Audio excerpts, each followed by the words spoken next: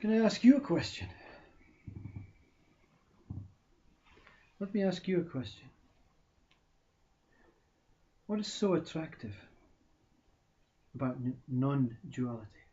What is it that drives you to find out about this non-duality? One, this I, this one, this not two, this one. What is so attractive about non-duality? About being oneness, about being one? Because while you're still one, while you are non-dual, and if let's say you realize this in your mind, let me ask you this question. One. Look at this one right in front of this camera. Look at it. It has boundaries. It has edges. Everything is encapsulated in this one. So you're still not free. You're still not free when non-duality is here. And before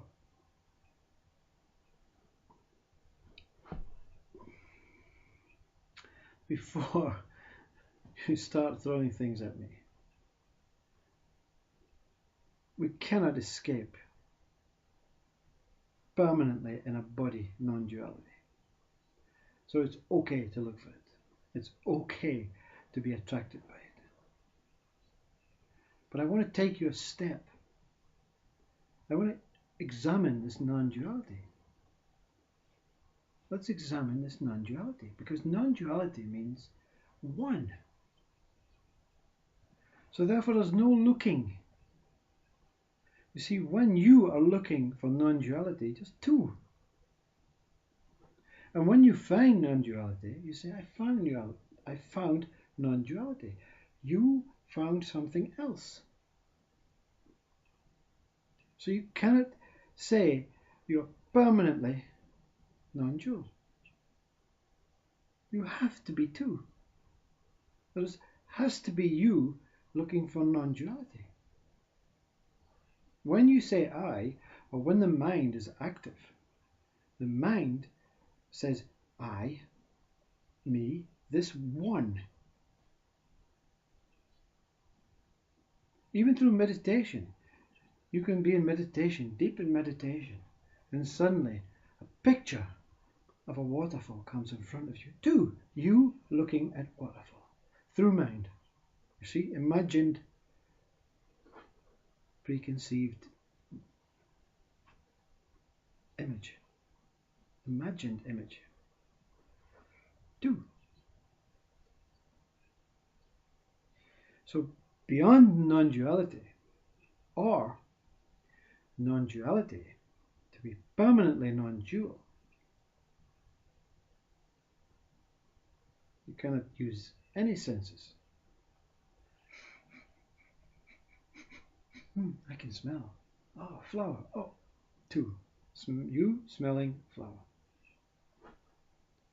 So non-duality means to the enlightened one, or to the one who's seeking enlightenment, that smelling happens.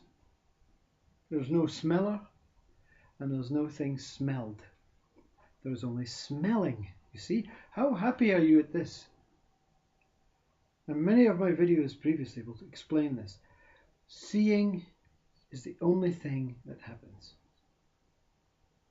when you're seeing, when you're looking. There's no looker, there's no story, and there's no thing looked at. So when you say I was looking at the tree, we have three. I, looking, tree. When you dismiss the tree and the tree disappears and you're looking at it, and you say I looking, I looking. Two, I am looking.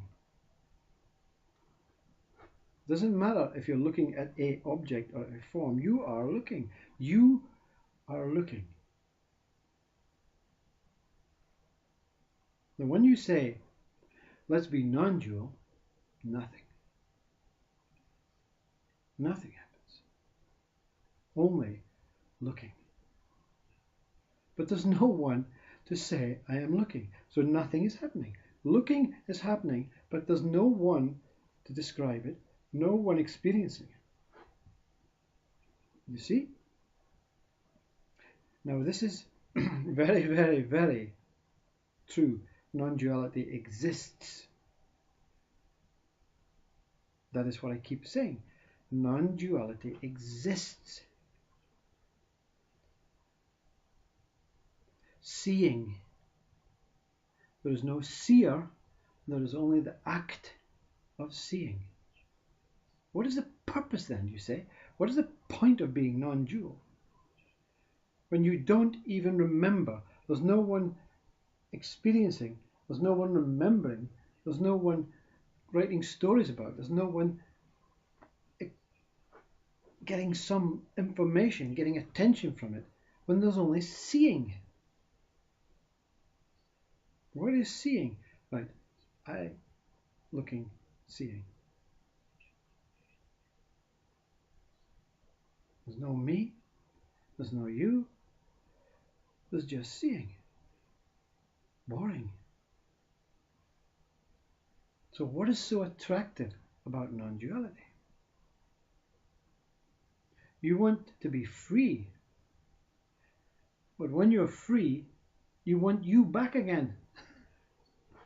Of course you do. You want you back again.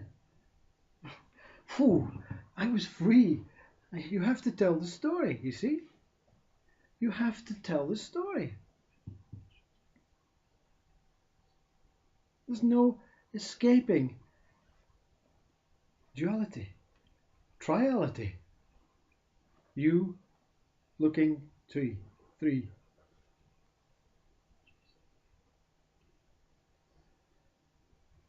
It really annoys me when you have fancy words from fancy old age saints and gurus on non-dual, be non-dual. Yeah, man, hippie, man.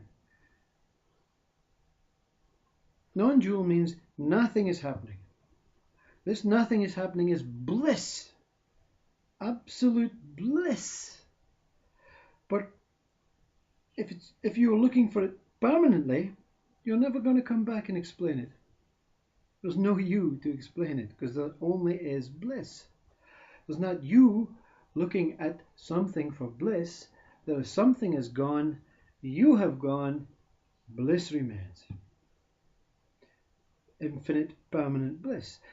But bliss has to go, or has to bring back in, the seeker of bliss. So that the seeker can say, wow, it was bliss. I must go on YouTube and tell them about this experience. My God, I saw Jesus, I saw God. This is mega things that can happen to any seeker. But the seeker has to return to tell it. Life becomes bliss when you reach non-dual. And then you can come back as a non-dual, as a dual person. You have seen non-duality. You have tasted being the seeing, where you have disappeared. The tree has disappeared. You have disappeared. You have now returned to explain, wow, duality is essential. Triality is essential. Singularity is essential. But I say this, can you go beyond non-duality? I cannot explain this to you. No single one can go beyond non-duality. But it is there. You are it. Papa G calls it the mystery. And this is what it is. This mystery has no borders. Non-duality is one. It has to have borders. Because when mind comes to try and explain non-duality, mind has perimeters, borders. It can only go a certain distance. It cannot see the whole universe. So therefore it stops at some point. Can you go beyond non-duality? Find this attractive. Where can you go? Who can come back and speak about it? There's not even one that can come back and speak about it. But it is everything. You see, everything is beyond non-duality. It never ceases. It has no boundaries. It has no space, no time, no timelessness, no form, no formlessness. This is seen when I speak. Neither this nor that. The one who realizes you are neither form nor formlessness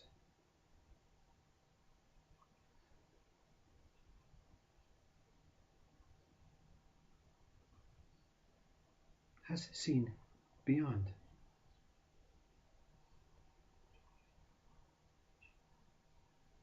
Everything is acceptable. Everything comes and goes in this infinite stretching of beyond non-duality. Nothingness.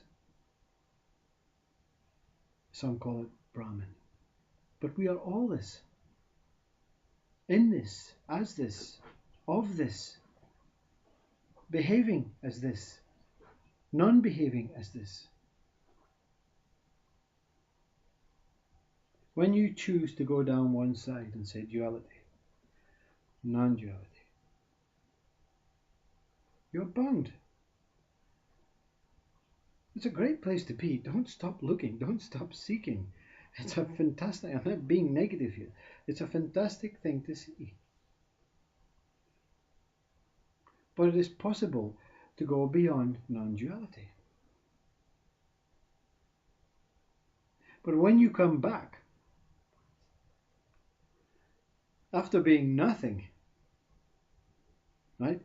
You see, mind cannot deal with this now. It cannot not be nothing. You're always a body. Yeah, body dissolves. Thought. It's a thought. The thought of the body goes. It is extremely extinct now. It has been dissolved, annihilated. Mind gone, dissolved. When mind goes, world goes. When world goes, body goes. Only thing left, breath. Breath goes. But it doesn't stop, you see. Breath goes.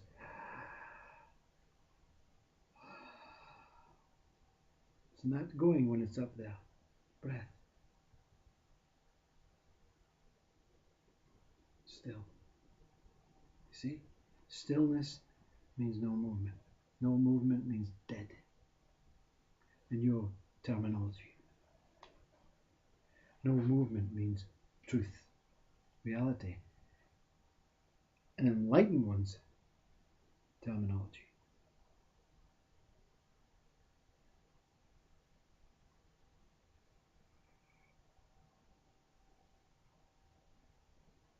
Stillness and stability is truth, not death. You have to reach this stillness, this truth. No body, no mind, no world. And very still breath.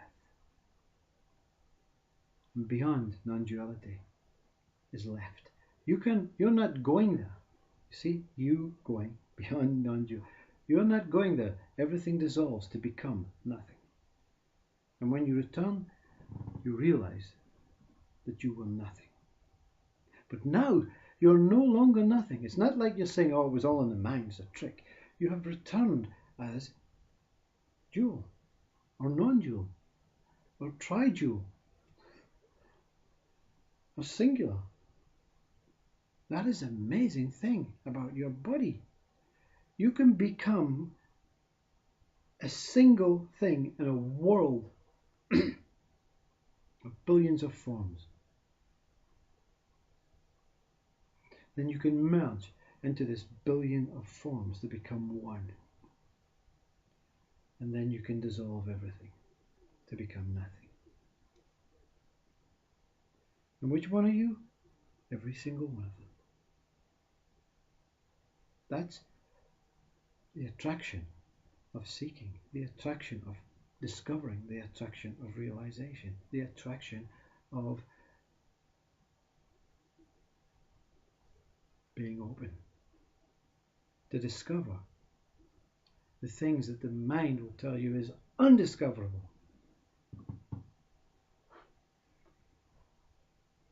You cannot be undiscoverable. You are always here, infinitely here. Now. Namaste.